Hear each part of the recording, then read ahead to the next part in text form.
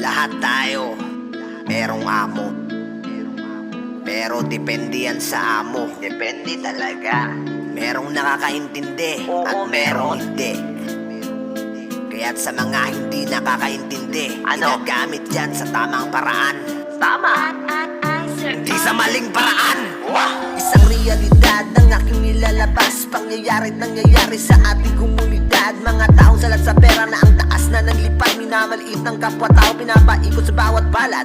Bilang empleyado, lumalaban rin ang patas at bawat mga gawain nilalabas, bawat lakas hindi namin iniinda. Ang bawat hirap na dinas dahil aming silbing gabay, ating amang nasa taas. Laging tanong bakit ganon, sobrang napakahirap ng bumangon. Oras-oras iniisip paano ka makakaahon. Trabaho ng aking napasukan na palang ako'y hirap, bawat problemang dumating ay aking hinaharap. Habang ang nasa taas, akala mo'y mga bulag, mataas nga posisyon, ngunit wala namang ambag. Kahibangan inaatupag na sa batas lumalabag, mga bibig ay palagbag kapag nagsermon ay basag. Pakinggan sasabihin ko, iisa ating dugo, wag na wag malilito. Pare-parehong empleyado, pangangailangan ay pareho. Lahat ng yan ay simbolo bilang respetong makatao, pinagmulan ikay matuto. Subukan mong tumapak sa mga lugar na tinatahak, mararanasan mong uminom kahit pa sa tubig alat. Sa sistemang buhay namin na parabang kulong sa rehas, maladisyertong dinadana sa aming buhay na pinamalas. Galing-galing magsalita pero kulang sa gawa, mga ugaling walang kwenta na sa kasama. Umaasa lahat ay may pagkaiba, kaya matutong kumilala. Buhay nyo ay masagana habang kami laging kawawa.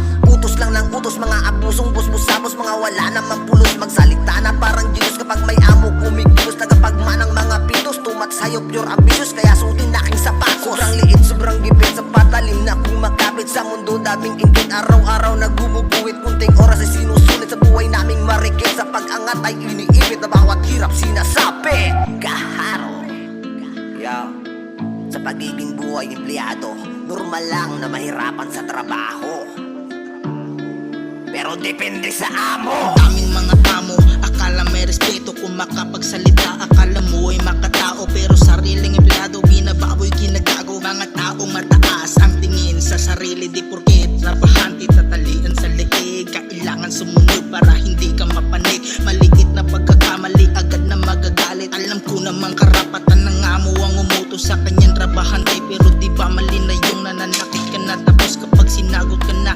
ipapatanggal mo agad. Pinaglaban ko lang naman ang aking karapatan, tapos ikaw pa yung may gana na magalit. Tudo dahilan na hindi ka nananakit. Iniis ko na manahimik kahit labis ang sakit. Alam ko naman na wala akong laban kahit umabot sa dimandahan. Marami kayong nadatong agad na masisilaw ang mukhang pira na kapitan. Alam nyo ba mga pari, naranasan ko na to ang paulanan. Binato ng masasakit na salita lang, hiya ang kakapal na mukha. Hindi nga sakin nagawa na sarili ko na ina. Di pa nakagtinto, humabol pa ng hampas. Sila yung tipo ng tao na matatalino, pero pag-usapang respeto walang alam yung mga bobo.